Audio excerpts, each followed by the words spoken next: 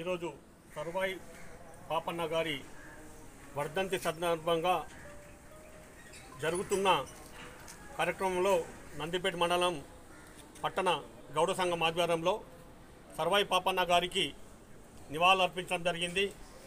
మా గౌడ సంఘ సభ్యులందరం ఏకగ్రీవంగా మరియు జిల్లా నుంచి వచ్చిన నాయకుల ద్వారా సంఘం సభ్యులంతా వర్ధంతి తెలపడం జరిగింది.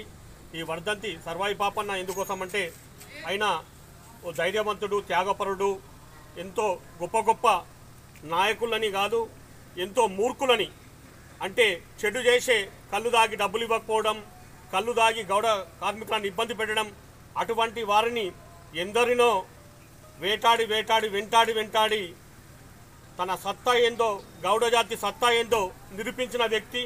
ఎందుకంటే గౌడ వృత్తి చాలా పేద వృత్తి. ఎందుకంటే ఆకాశాన్నంత చెట్టెక్కి ఆ కళ్ళు తీసి 20 రూపాయలకో 10 రూపాయలకో అమ్ముకుంటే దాన్ని 5 రూపాయలకి ఇస్తావా, 2 రూపాయలకి ఇస్తావా, అరే గౌన్లోడ ఫ్రీ ఎందుకు ఇయ్యవు అనే హింసా ధోరణితో ఎందరో ఇబ్బంది పెట్టిన గతంలో. ఇప్పటికి కూడా కొన్ని ఊర్లలో అదే గౌడ జాతి మీద దుష్ప్రచారం జరుగుతుంది. అంటే వాళ్ళు చేసే ఈ పనికి మారిన